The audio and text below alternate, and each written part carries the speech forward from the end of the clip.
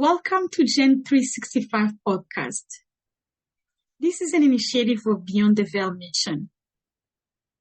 And this is a podcast for the community to empower a generation of healing and hope 365 days of the year. Over the pandemic and after the pandemic, there was a huge conversation about, the concept of resting, the need to rest. And this woman, Tricia Hersey, did a great job really helping us to elaborate the issue or some of the ways or some of the issues that come in our way when we're trying to apply rest in our lives. What's the problem? Why we can't really rest? We are really a society that cannot rest. So what is happening? Anyhow, first of all, before we tap into that book, the book is called Rest is Resistance. Rest is Resistance by Tricia Hersey. This is an African-American woman. We're going to talk about it with my friend. She's back here. Now I'm calling you a friend because we've been talking. We are friends. The minute we start reacting to each other's stories, we are friends. That's it. Yeah. Anyhow, I'm glad Michaella Mutoni is back on the podcast. And we did a challenge on our Instagram page and we offered some of the book and did you choose the book or we suggested? What did we do? No, you suggested the book.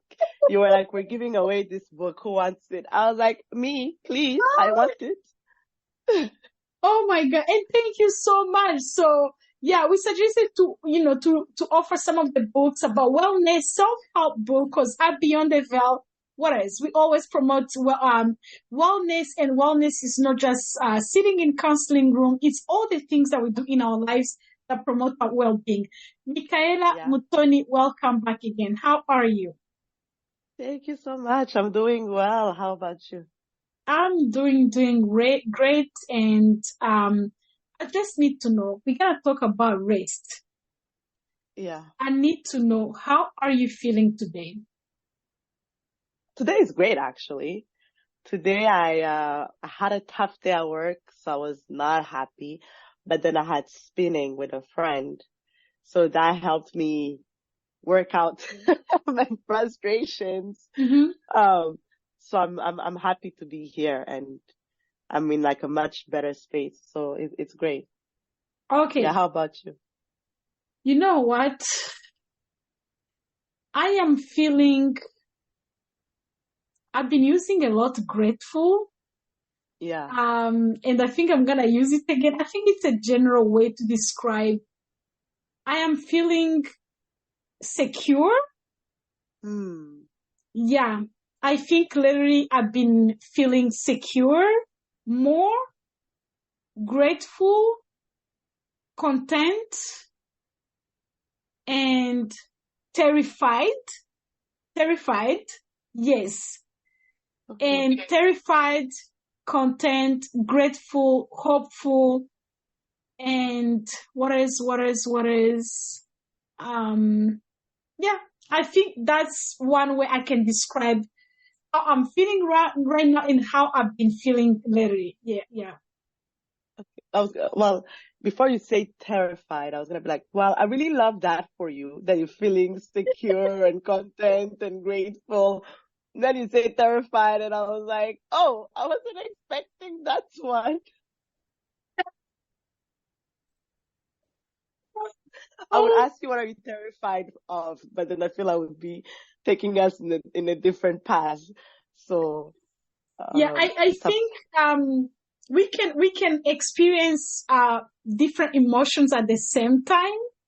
And I think what I'm learning is that when we had our last conversation, I think you shared something like, learning how to maybe, you shared an example of how you used to do intense workout. And then when you had your baby, you kept trying until you realized, this is not going to work. And now you doing belly dancing, other ways that make you more happy. Then I think I've been learning that we can have and really actually, it's okay to have different emotions at the same time. Because sometimes when we feel, let's say I'm feeling afraid or I'm feeling terrified about maybe a new season coming, a new challenge coming, we give our power to that negative emotion a lot and we dismiss other things that are happening. And what I'm learning is that I am terrified because it can be no good reasons, but I think my fear are for good reasons. Either Of course. new season, new challenge, new project coming up. Maybe they look way too bigger than what you are capable of and you're trying to stretch yourself. I'm terrified in that moment, but it does not dismiss the idea of, oh, I'm actually grateful that God can choose me for this type of work that I have no idea what to do with, but because I'm chosen for this, then I'm going to have to really either equip myself, figure out, but yeah, it's been helping me not to just give the power to the fear only, but also allow it to work hand in hand with other positive emotions that are happening in my life. Wow. Thank you for sharing that. That was really powerful. I'm like, yeah. We are ending up in the therapy room, right? Exactly. But I mean, that's what great conversations are, right? They're therapy. Anyhow, let's talk about this book. This is a review, but we don't want to do more of a review, but we want to discuss some of the interesting things that we found in the book that can be helpful to anyone who wants to read the book. And also we want to share our perspective. We want to share, how we think about the book. Rest is Resistance, just to give a short summary. This is a book by Tricia Hersey. The book I would say that it explore different concept on rest, and it defines rest as a form of resistance. So when we say rest as a form of resistance, when we look at many ways we try to resist capitalism, we try to resist a society that is not equal to everyone. Over the time, we see different movements that people use to bring change in the community, in their society. And it looks like the voice of Tricia is more of, this is the time now that we are going to use rest as a form of resistance. We are going to use rest against the demands of capitalism and white supremacy in a way that, look at us, many of us working from home, but it feels like even when we go to bed, some of us have our office in our rooms. Now my bed is no longer my bed. My bed becomes my office. I can rest well knowing that I have 200 tasks waiting for me just few seconds away from my bed. It's like, the capitalism always gives something, but it takes away something from us. Oh, you can work from home. Guess what? Now expectations are higher. And when we look at the statistics, even right now, anxiety is at the highest level, especially in North America, as it has ever been.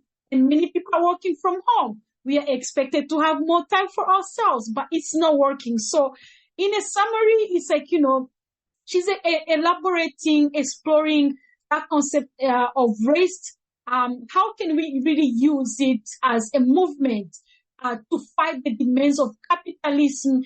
She argued that rest is a radical act that can help us to heal from the wounds of oppression and exploitation. So, this is what we're going to be talking about. I need to know, first question or something, a topic to discuss with. What was your experience reading this book? So this book triggered me, It really triggered me, to be honest.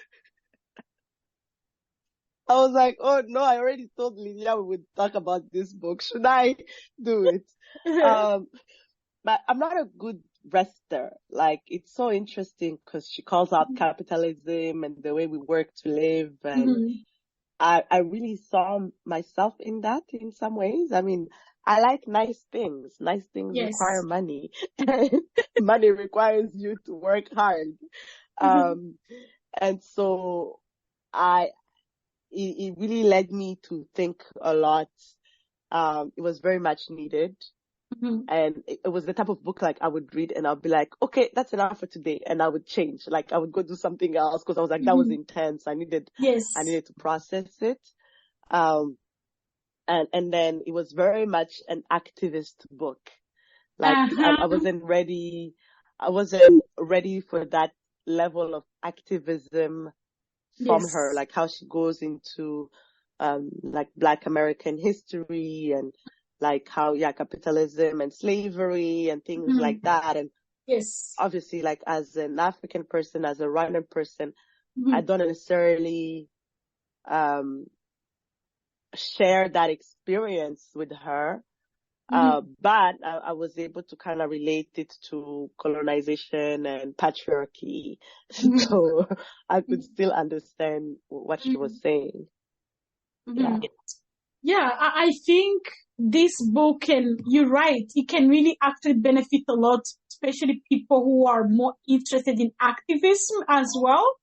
And I think on my end, I really appreciated that wake up call to see that maybe the stress we deal with it every single day, maybe it's not necessary, especially for Black people, Black women, especially Black women. We are always trying to carry everyone on our shoulder, trying to solve all the problems. Oh, there is an issue in the society. Who's standing up first? Black women. Who's in prison? Who got Black women? And I think reading that book really helped me, especially I see myself as an activist. I see myself as a community worker. I was like, hey, you can really solve everyone's problem. Slow down.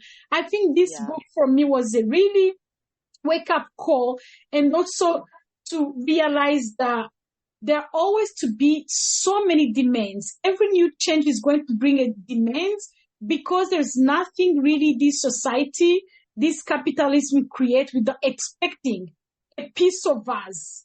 And how do I really disconnect from that? How do I really honor myself as a human being to decide what I can be part of it? Honestly, it really helped me a lot, because at some point I was like, I need to be part of everything. I need to support everything, especially that I'm doing the community work. I have to be part of things. Then I recognize, now I have to count. 5 events, either choose one or not at all. I don't have to respond to every need. Meetings every week, especially in this community work. Why do we have to meet every week? Maybe a meeting once a month, then I can read updates. So I think this was a really wake up call on my end as well.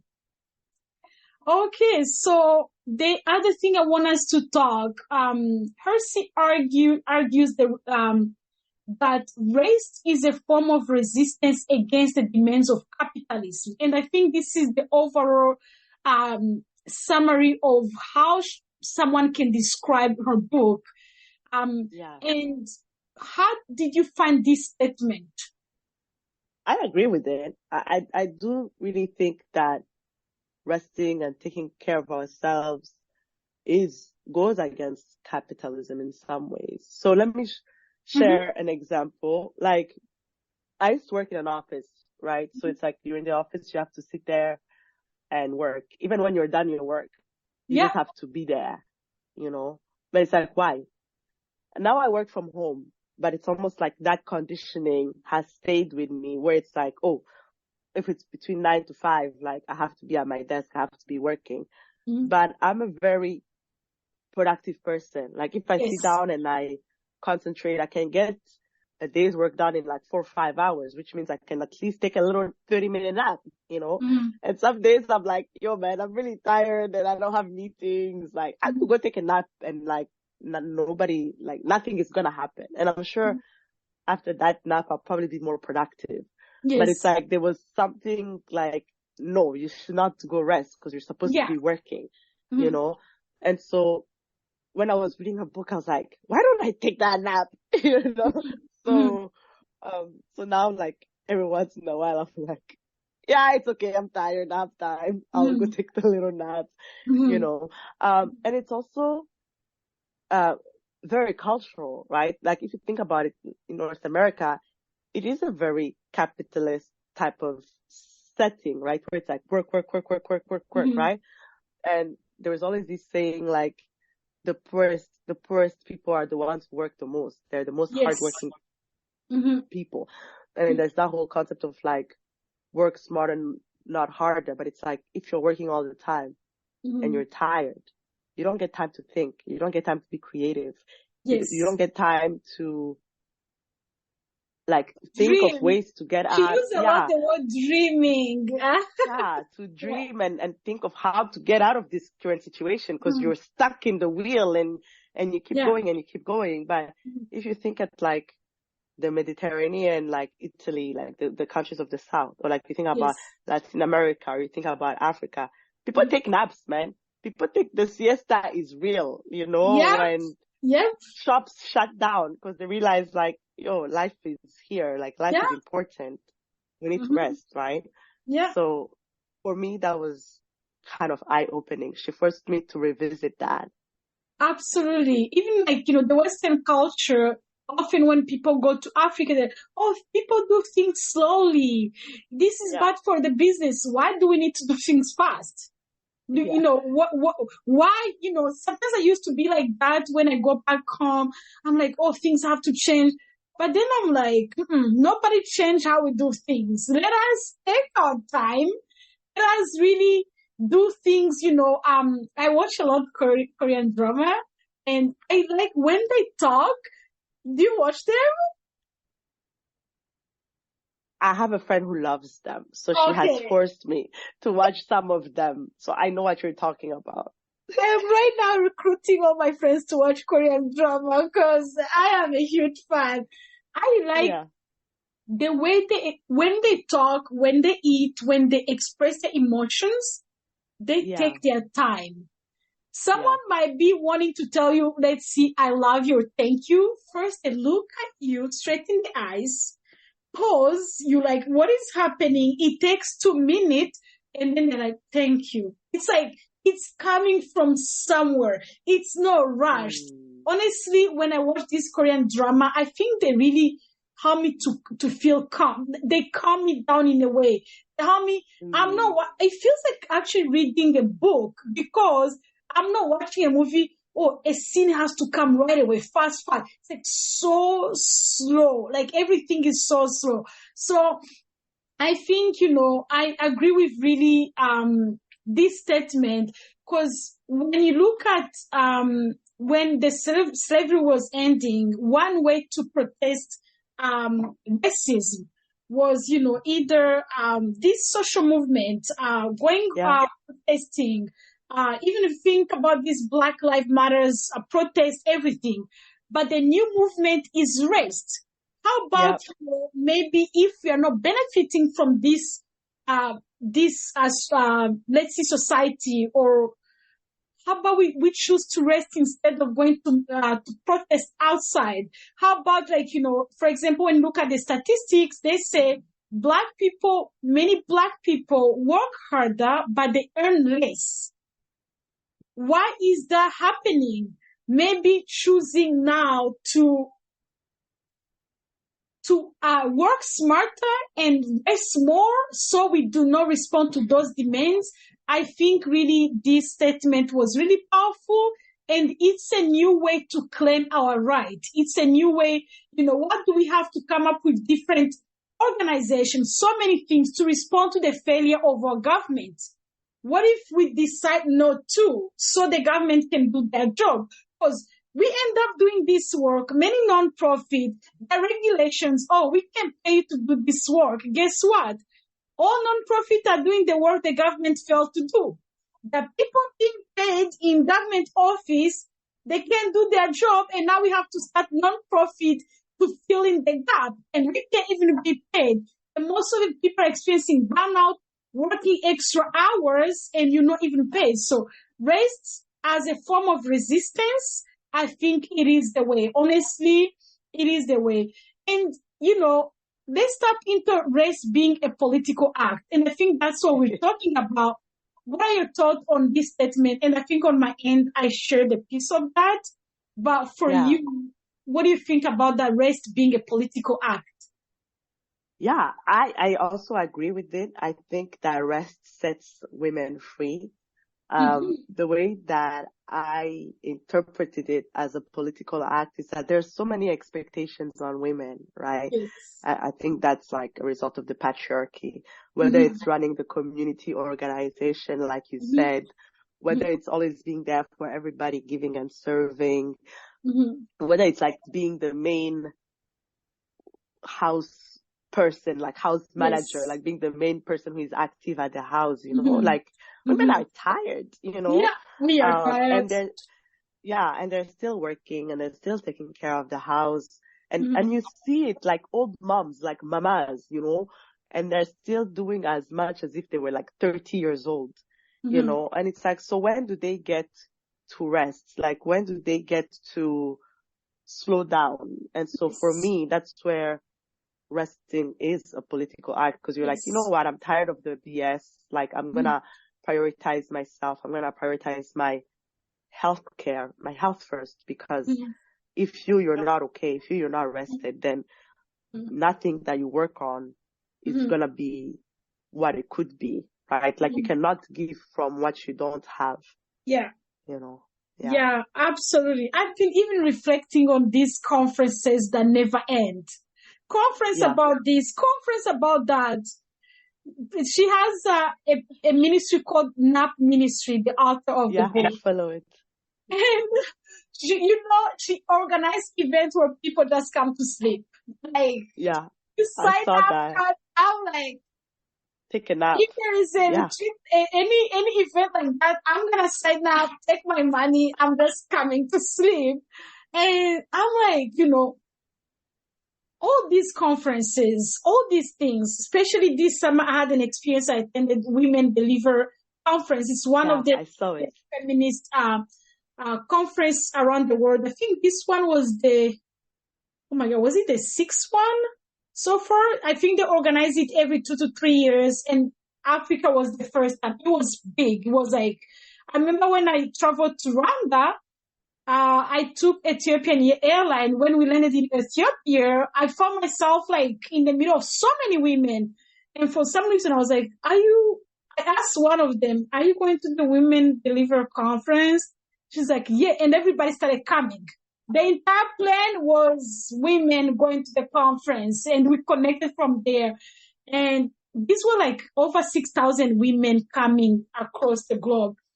And I attended many conferences. Every single day, there were like maybe over 100 of them. Like, it was so hard to even decide which one. And one thing each conference, I was like, is this solving the women issues? I'm like, all this money, there's this panel that really, you know, the experience overall was powerful, especially being in the space with women who are killing it from different various backgrounds. I think it was really a blessing to be there. However, I'm like, we are sitting here to solve women issues around the world. Then I'm like, this panel, they were discussing about, like, you know, access to grant, funding, and everything. Recognizing that 2% of the grant goes in people that goes to feminist organization, go into 0.5% in Black organization, the rest in people of colors that go everywhere, Asia, Mexico, all these other countries that are not white countries, labeled white countries. The rest goes in the work of organization led by white communities. Then I'm like, on this panel, we see women who are doing jobs supporting over 500 people. Guess what? Operating on a budget of $2,000. Like, and they're doing big work. I'm like, what's the purpose of these conferences? How about all this money we give it to maybe the next Women Deliver be on the field? We are going on the field rather than just sitting here using this money in these conferences. Do we need them? Yes. But the money we put in these conferences. Look at the UN assembly happening in US. You know, all this, I saw one of the person, I really get very passionate about this issue. I'm so sorry. I'm like, 100,000 global prize. He's advocating for refugees. Some of his family members are still in the refugee camp. I saw that one.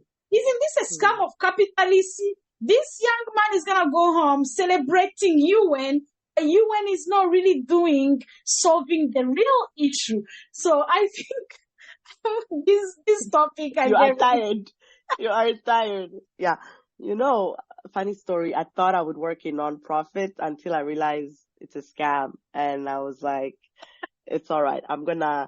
I bought it, the capitalist lifestyle. I was like, I'll make money and then I'll donate. But you know what? I agree. I don't want to discourage you, but do you think I'm not discouraged? The dreams we come with in this world, thinking that we can save the world with this vision, this idea, it's okay. The thing is, you know, it's okay to do this work. However, when you see policies on this non-profit that make it impossible for the people who are actually doing the work, sometimes I'm like, you know, you get this grant, let's you get 100,000, but you realize that 60-70% of that money, you are required to use that money in administration, all these things. Maybe 20% go into doing the actual work. This is not a decision you make. This is a decision they make. And when I open my eyes, it's like, you know, all this support. Yeah. UN, global support for the minorities, people are facing poverty, vulnerable. Do they exist to solve the issues or keep us in our programs? So, anyway, let me not go there. Let's keep staying the book. But actually, so I'll say one thing and then I'll bring us back on track. Okay. I think what's important, and it ties into the rest conversation actually, is to recognize that you're doing the best that you can with what you have. Yes. You know, so like to give yourself grace around that, not even just grace, to like recognize that, you know, and also recognize that you cannot save everybody, like you said earlier, you know. So I think this helps when you believe in God too, because it's like, God put me here for this one purpose. Like, this is my focus. This is my mission. So I'm going to believe that there are other people to fulfill like all the other mission, because we don't live alone, right? Like we're not one person. So if everybody does what they're supposed to do, like if you focus on your mission, I focus my mission, then together we are moving the world. Together we are making some change in our families, in our communities, but we're not killing ourselves while doing it, you know? Yeah, I love that. Yeah, the other thing that she said actually, where I was like, because earlier I was like, you can't pour from an empty cup. Like you have to rest so that you have something to give. What I actually really liked as well that she said that was kind of eye-opening for me was like, rest is your birthright, you know? Like I thought that was also a political statement. Yes. Like I could nap the whole day today and I would still be worthy. Yeah, you know? absolutely. Like I don't have to nap because I don't have to rest because I did something. Yeah, that statement was powerful. Yes. You know, so I was like, oh, you mean I can just take a nap? Like, it's okay. So I thought that was also very political in a way. Yeah, absolutely. I love that. And before we move, there is something you said about recognizing your benefits and use them, especially when exploring motherhood. Look into companies that offer better benefits. And when I was reading this book, especially things that I just finished to share about, like, you know, doing this work of nonprofit, sometimes it can be overwhelming because it limits what you can offer with your calling and passion. I realized that one thing that I've learned and I keep learning is if you're tapping into this work, make sure that as you elaborate your vision, your mission, make sure that your mission can take care, is able to prioritize the people who are supporting that vision. Because we often hear something non-profit, volunteering, oh, we're going to do it for free. There's always that statement.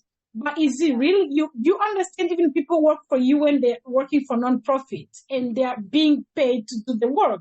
So does it stop them from doing the work with love? No, they're doing it with love, but they're still able to take care of themselves. So I think looking into this work, make sure that you say something, doing what you can with what you have.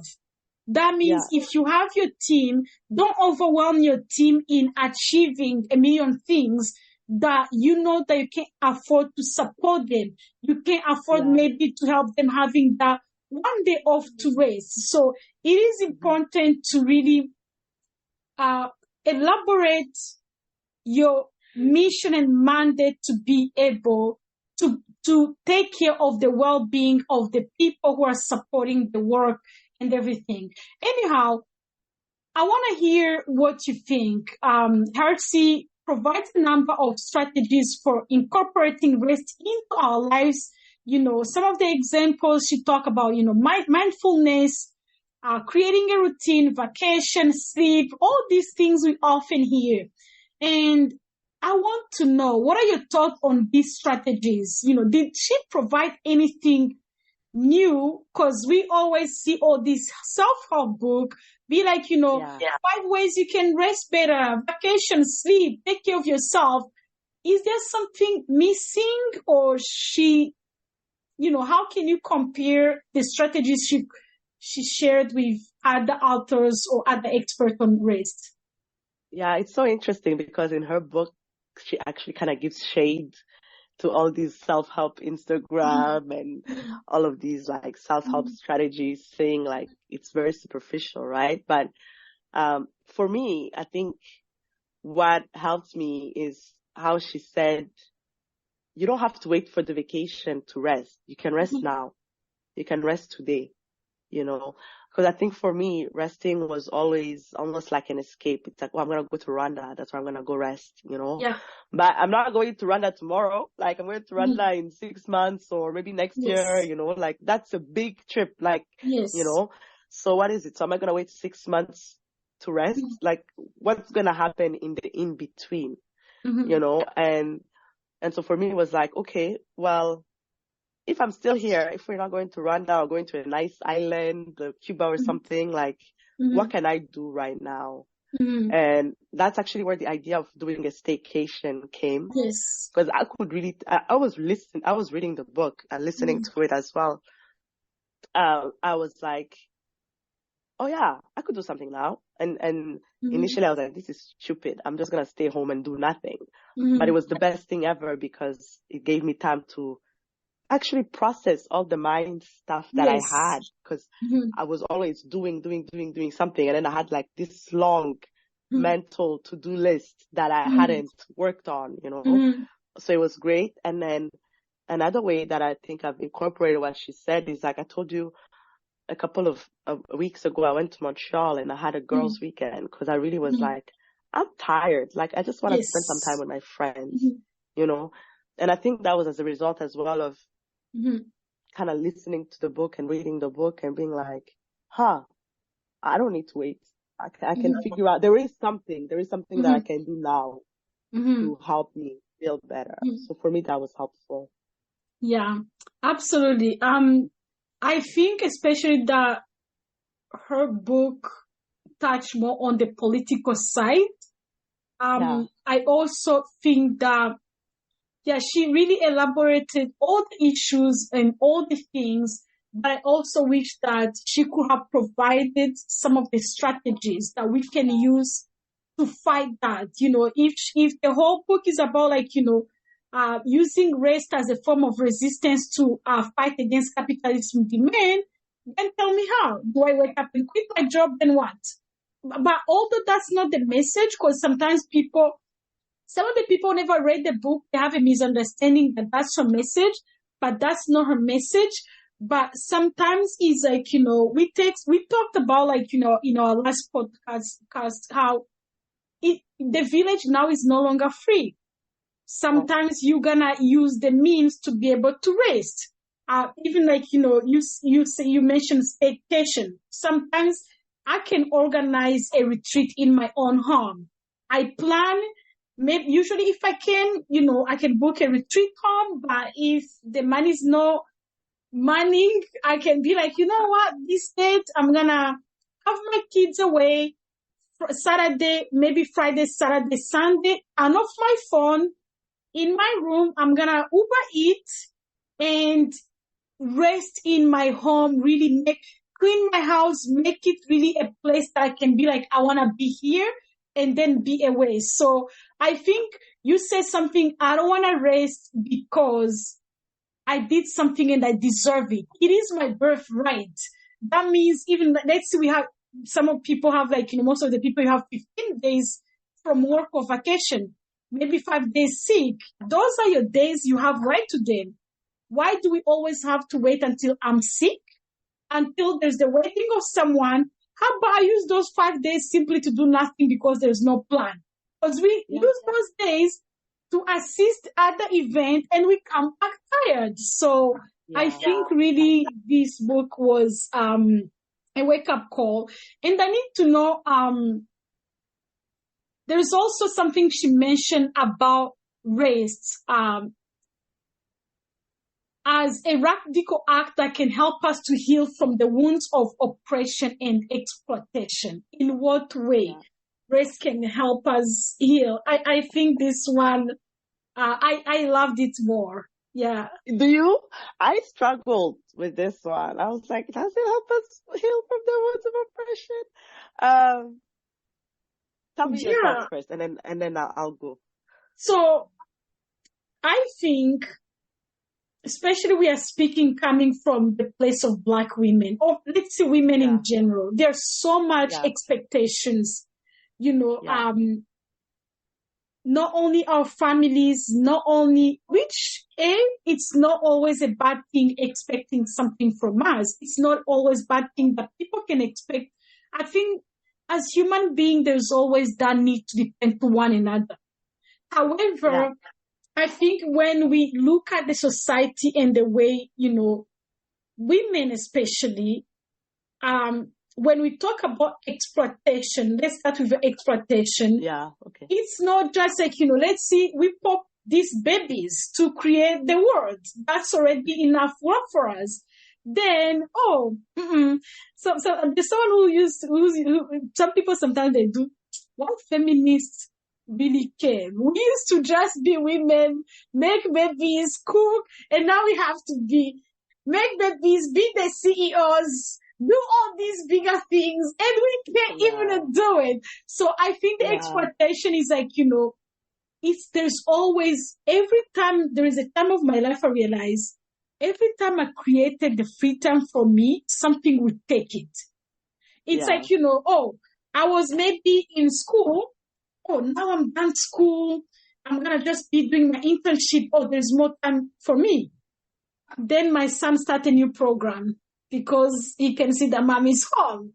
Then someone from the community wake up with a new vision and we need you. There's always something coming up, or even yourself, because when we live, one way that is going to show you that you live a restless life, even when you have free time to relax, you have the need to do something more. You come up with new projects. You come up with so many things. It's like you can't be at peace with doing nothing. So when I say that rest can help us to heal from those wounds, is when intentionally, we decide there is a meeting. They put that meeting on Thursday, and I know Thursday is my day to rest. Even if that meeting, because that meeting, having a conflict with another meeting, when you save your meetings in your calendar and then, there is a conflict here, there's another meeting is my time to rest. So exactly. I think healing from those wounds, because it can really, I think, responding to the chaos of the society, it becomes traumatic in a way. When you're not doing it, you feel a bad person. There was an event of the community, Lydia was not there, or Michaella. Oh, she never shows up. She's never there. All of it. Nobody consider nights you don't sleep, raising your baby, talking to friends, supporting your auntie, all these things. I think healing for me is healing from our mind that demand us from responding to all these needs. And the minute we can be able, and I think when she said that, it has become a wound in a way to respond to this stress, to respond to this need.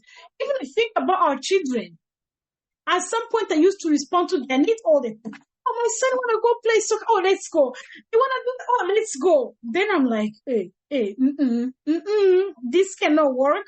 If my kids are in this program, one, this season, that's it. Next season, choose another one. This is what we can do. So I think, for some reason, it has become like, a part of our life to feel restless, and where calmness or rest becomes uncomfortable in our lives. And when you look at many people, even on the continent in Africa, look about the Black communities. Don't we have many projects? Many, multiple. Me and you, we know that. But tell me, most of these projects for years, they remain in the building stage because we can really stop and focus on one maybe and make it bigger together. I meet Michaella, she tells me about the new podcast. I have an idea. Instead of, oh, Michaella, maybe can I come assist you because I'm so interested we do something. I'm going to start something too. I start a podcast, then I see Alice doing something. Oh, I'm going to do that too. So that's the restless mindset. And I think like it has become a wound. And until we really start applying rest in our lives, where you said it well, when I choose to rest, it is my birthright and I don't even have to explain. Right now in the meetings, I used to be, oh, sorry, I'm not going to be available because my son has soccer. I'm like, unfortunately, I am not going to be available and that's it. Is it because I'm going to go to sleep? None of your business. But rest has to be really a priority. Operation as well. All these things we experience, expectations. I'm going to say something that might put me to not a good place. But when I think about the new concept of Black excellence, I don't think I'm a fan of it. Because for me, that whole term of Black excellence we're selling everywhere, it's like now a message, or this culture of Black excellence, you have to really be someone who is achieving so many great things to fit in that category. We have it in schools now, high schools, Black excellence graduation, Black excellence work, senior entrepreneurship, all these things. We have to be careful. As long as we are inspiring the younger generation or even ourselves, but are we responding to this restless society that is demanding? And instead of healing these wounds, of really tapping into our birthright, resting so we can dream more, imagine more. Think about when you take a nap. Every time I see something that is over my head, I need a nap. Because from that nap, now I'm able to rewind my nervous system. I'm able to rest. Then I dream bigger. I tell people, do you know when I'm in Rwanda, how big I dream? Because I'm able to rest. I don't wake up stressing, I'm going to cook, I'm going to clean. My mind is able to rest. Most of the biggest projects I've able to achieve or create, most of them, I create them either when I'm on a retreat, when I'm somewhere I'm able to rest. So for me, haste is really a radical act that can help us to heal. Not even from oppression or exploitation, from anything. When you go to therapy, if I'm stressed out, my therapist first thing, Lydia, take a deep breath. Is that an invitation to rest? When I can rest, that's I'm telling my brain, let's think differently. Yeah, I hear you. Oh man, so many good things. And No, so I noted a couple of things because I was like, don't lose it, Yeah. don't lose it. So I hear what you're saying about exploitation and oppression. And I agree with you, especially with women, right? We talked about it earlier, like there's always this expectation that women are the end all of everything. And if you don't do it, and especially in community activities, I used to be involved a lot. Like Yeah. I was involved in high school. I was involved in university. I was involved as a young professional. I'm still a young professional as a single professional. But what you realize is that people will always take, like there is always going to be a need, right? Yes. And the need is never going to end. So Yes. you have to get to a point where you realize for yourself, like, is this still serving me? Am I still really into this? Am I still gaining from it? Or is it helping me achieve whatever I want to achieve? Yes. And if it's not, am I really staying in by obligation? Uh-huh. Because there will always be people who are disappointed, okay? Like, that's life. Because those people who are disappointed are most likely not doing anything. But, and it's okay to disappoint other people and to prioritize your own life, you know? So, I have it's learned okay that. to disappoint other people. I hope you all heard that. It's okay I'm learning to that. Yeah, but I want everybody to don't miss that part. Make sure you disappoint as many people as you can, please, for your success and your well-being. To prioritize yourself, like we cannot be forever people pleasers. Like that's not our lives, you know. And then it was so funny when you were talking about your kids and all the different activities. So I used to listen to Brene Brown's podcast before she finished Where is she? She needs to come back. I know. And then she was talking, there was an episode where she was talking about her kids' activities. And her kids are older now. So she literally sat them down and would be like, okay, you want to do all these? And then you want to do all this. I think she has two. And she's like, this is what I have to do. And she would put down her list as well. And then she would put down what her husband has to do. And then they would look at it and compare and decide like which one has to go. Yes. And then the kids would see like, oh, actually mom can't take me to all these activities or dad can't take me to all these activities. So she really taught her children like there is a consequence to everything. You can't just make all these demands and think like we have the bandwidth to just satisfy them endlessly. Like we are also human beings. So we are doing our best, but you have to work with us. And I thought that was so smart. Like I made a bookmark of that in my mind of like something I want to do once Imena is older and can understand what's going on, you know. And then Black excellence, I died when you said it, when you were like, I'm tired of Black excellence. And I can understand, right? Because I'm quite sure my colleagues are gonna end me because some of them are actually doing the big work in the Black excellence, and I'm like, it's good. Well, okay, so you said there's always a balance. They are doing really amazing work. Yes. Yeah. So two things. Like one, I think it's about context, right? I think that, let's say, like if we're in Rwanda, everybody is Black. The majority of people are Black. So their Black excellence is you're just part of being, right? Like for me, I always say, I realized I was Black when I moved to Germany because when I was in Rwanda, I was just Rwandan. I wasn't Black, you know? And so that's just, so if you're in Rwanda, you can be excellent, you can suck, you can just be a human being, you know? I think the concept of Black excellence exists for us here. And if you look at the roots of it, right, it's to counter the narrative that Black people are not smart, Black people are not high achievers, they can't do shit like, oh, sorry, I'm cursing. They can't do things, right? So that's where it came from. But I would actually argue my second point that she would probably agree with you. I'm quite sure she would probably say that Black excellence has now become a slave of capitalism. Yes. Right? I'm sure she would agree with that. She would say, because the concept of Black excellence is like, we are always striving and we're always achieving. And if you're not at the top of your class, if you're not at the top of your, of your field, then you're not doing anything with your life, Yeah. right? Mm-hmm. And she goes against that, right? Because it goes back again to her. She's all about just as you are worthy. Mm-hmm. You know, just as you are worthy of rest. So I totally understand what you were trying to say.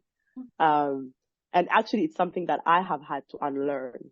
Yes. You know, so funny story, like I did my MBA in New York, and then when I finished, I didn't have a job, you know, and I was really working hard to find a job, but I was an international student. So it was really hard because I needed an H-1B. And so I was like really focused on that. And then I was single. So I would go on these dates with these guys, you know, and for me in my mind, I was like, oh, but I don't have a job. Like, how are they going to date me? Like, if I don't have a job, you know, but these guys, they didn't care. Like, they didn't attach my worth to the fact that I have a job or I don't have a job, because they knew that I was looking for a job. It's going to come eventually.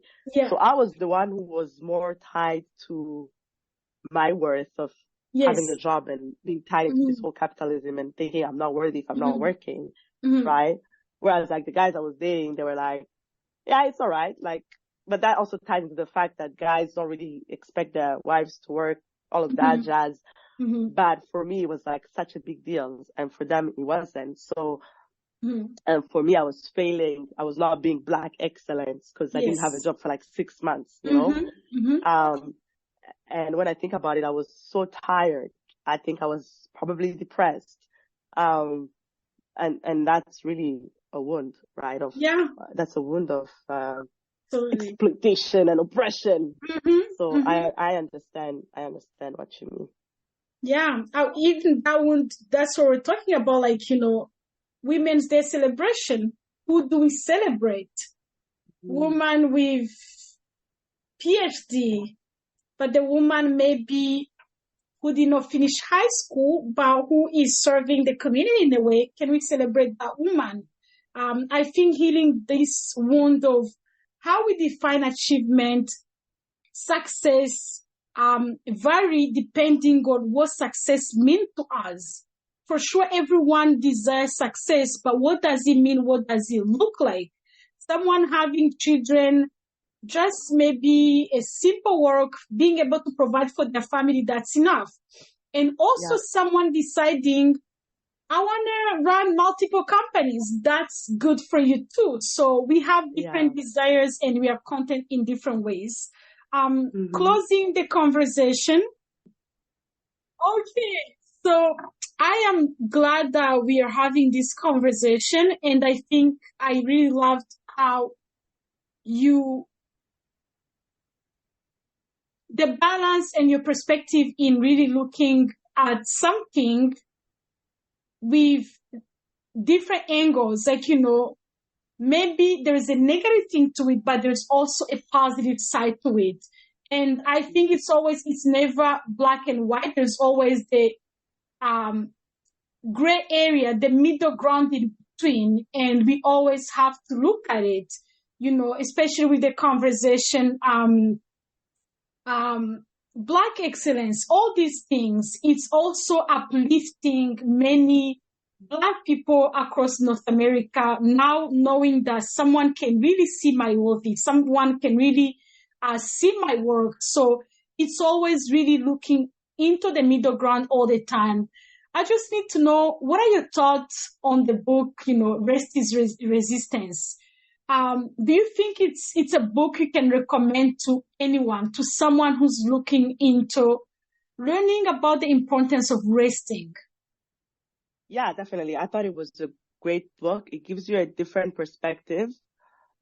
It really challenged me, like how she was really talking about, I know you think you need to work. I know you need money, because that's the first response, right? It's like, well, how are we going to live? You know, but she is also very spiritual, right? Like she grew up in the church and she believes in God. And if you are a person who believes, like, there is always that sense of God will provide as well. Now, sometimes it's taken to the other extreme where people don't do anything, right? But I thought I read it. It was great. Like I needed to read that because I needed to slow down a little bit. Um, and I've always felt some sort of negative pressure against slowing down. Because, Yes. like when we're growing up, people are like, like a young woman can't be lazy, like you have to always be like working, working, working. And so for me, that was great. I would just, I guess, say like you said, it's not a step-by-step self-help book. It's more of a Yeah. activism, giving you the context. But I thought Yes. that was really important. That's what we're missing in the conversation. Mm-hmm. Wow. Yeah. I think really it's a wake up call. It's a wake up call. It really taught me how to honor people's space. I remember when the chair of the board of our organization was like, I don't need any meeting on the weekend after working hours, no meetings. And as someone you're like, how are we gonna do this? This is not possible. It is possible. It is possible. And when you decide to do it, because those meetings we put evening, people have to have dinner with their families. If you're into the nonprofit, it can feel like, I have my work and then evening I have to work on something else. But there is always a way. Instead, maybe wake up early, something like that, but also the time of people to rest, honor it. So I think this book not only understanding the importance of resting other people, but also in my life, in my leadership as a parent, really, I think in a simple way, recognizing that rest is my birthright, as you really reminded us. I think that's a good concept to realize that I need to rest not because I have done something. I deserve this. I deserve this. Having even the confidence to not always explaining why we need to rest. If I'm talking to people in the group or anywhere, I need a day off. I don't need to explain why. It's for my day. I deserve it and nothing else. So anyway, to conclude, I'm curious to know. Every single book, when we read it, we always feel like, oh my God, I wish I could add something. I wish I can really, if I could rewrite this or maybe bring a second edition, this is what I can do. Yeah. Any chapter they think you can add to this book and why? Yeah, so I'm going to share with you my latest obsession. It's called Human Design. Have you heard about it? Human design? Yeah. No. Okay, let me explain quick. So it's a theory, sort of like how people believe in astrology and all of these things. It's a theory that the way you are born, you are meant to work a certain way. Like you are meant to operate a certain way. And the way that you, Lydia, you work is different than my way. Yes. But in the world, we are all expected to work within certain constraints, right? And so there are 5 different profiles in human design. There is a projector, a manifester, a generator, a reflector, and a manifesting generator. But it's all about energy. How do you gain energy? How do you express energy? And all of that. And for me in this book, it's like, I would add that chapter because it would explain how like physiologically, we also don't have the same energy levels. So for example, Sicho, he's a generator.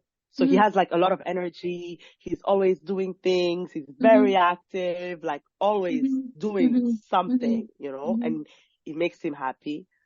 I'm like a projector. I need a lot of rest, and for the longest time I was fighting that because I was like, but I'm supposed to be productive, and there was always like at the back of my mind, a voice that's like, oh my God, he's going to think I'm lazy. Oh my God, like, how they always tell you like, oh my God, if you're a good wife, you have to do this to be a good wife. You have to do that to be a good wife. Like, yeah. Like you, like, so at the beginning of like our marriage, I was always so stressed. Like he's going to think I'm so lazy. He wakes up earlier than me. All that conditioning until I realized like I can't keep up with him. Like, I can't. Like, the amount of energy he has is nowhere equal to the amount of energy that I have. Yes. And so I'm never gonna catch up, and I need more rest than he does, and that's okay, And then also, like, this is my house. I can do whatever I want. Like, I don't have to do everything the way I grew up, And so I would just add a chapter that kind of looks at how do people operate, how are their energy levels, and then, because you might need more rest than I do, or I might need more rest than you do. And if we don't have that understanding that we operate differently, then there might be judgment around that, right? And so I feel like that would bring another layer of understanding. Yeah, that I think I appreciate that. I think you really came out with a better chapter, something that can add to this book, and I think it is really perfect, because even a personality trait wise, we are so different. I remember when I was taking a spiritual formation class, it was more how, like, seasonal, weekly, you have to always have that time, for yourself, quiet, silence, those things. It's good. But then personality wise, if I'm an extrovert, my way of recharging is through people. I need to meet my girlfriend, and then I come home, I clean the entire house, I cook. But if you keep me in one room, this is something, of course, I need, at the end of it, we always need to recharge for a renewal. But at the same time, my energy is through a deep conversation from my girlfriend. When I'm cooking, maybe we do that with my girlfriends. Oh, let's cook together. We talk, and then we finish 2 hours of cooking. As someone who's an introvert can be like, leave me alone. I need this time. It's been a while since I'm with people. I need some time for myself. So I think that's really my thought on what I can add, and with what you can add. I think yours is really, I think it's a very great perspective in ways that we are different, and how we are going to, to respond to the rest need is going to be different. On my end, for me, it's always money side. Like, if we're talking rest, they're going to be a part of money side. With whatever I have, any type of income, how do I, even like, encouraging to use our resources financially to actually practice that rest in our lives? Or also, how do we make it work? Because the village is no longer just people, it's many other things. I believe in signing up to the NAP conference. I don't want to say things that I'm not too sure, but most of these conferences of wellness, they cost a lot. They Come do. for a yoga day, $50, $150. Massage, $100. I think I needed a chapter on, no matter what, this capitalism taking all the money from us, and we are getting some as well. But I need to know, how do I really make it work, especially using the aspect of financial resources to be able to access that. So I think your approach, that's really, stop fighting that idea, because me too, I can stay all night working, but don't wake me up early. I hate that. But unfortunately, my kids, I have to wake up. I have no choice. I know you don't have a choice. In a real world, I'm not a morning person. I can work until late, but don't wake me up early. So people are different, and thank you for that. Anyhow, we are so done. Anything to say to our audience? This was really, thank you. I think both conversation we had, it was really, I'm a very deep person, especially conversation wise. And I think talking to you, and I think someone who is going to listen from you, they're going to get that part. When you are really engaging in a conversation with someone and you really get more out of it, that's my experience, and thank you so much. Thank you. Thank you so much as well for having me. I think you're doing an amazing job, man. I hope you realize that. I know you have a lot going on. Like, as I was speaking to you in the first episode and the second episode, I was like, man, Lydia is goals, man. Lydia is Oh, goals. She is out here doing it, alone. thank And so you. I really want to give you your flowers.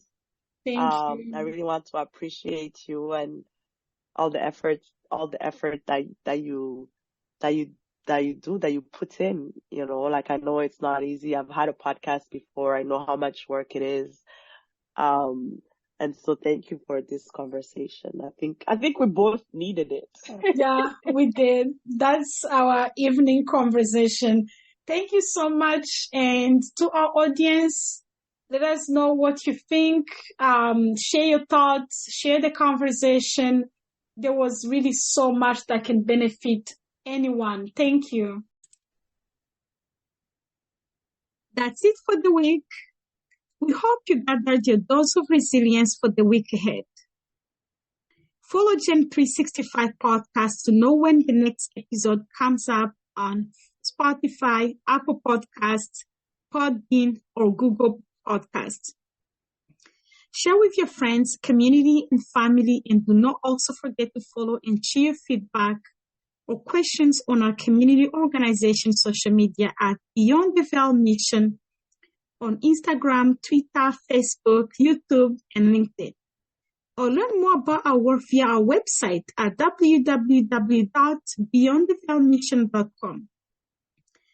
In the spirit of building resourceful, stronger communities, we can also help your community or business or organization to share your news and event on our podcast. Please email us for collaboration at podcastgen365@gmail.com. Thank you. Bye.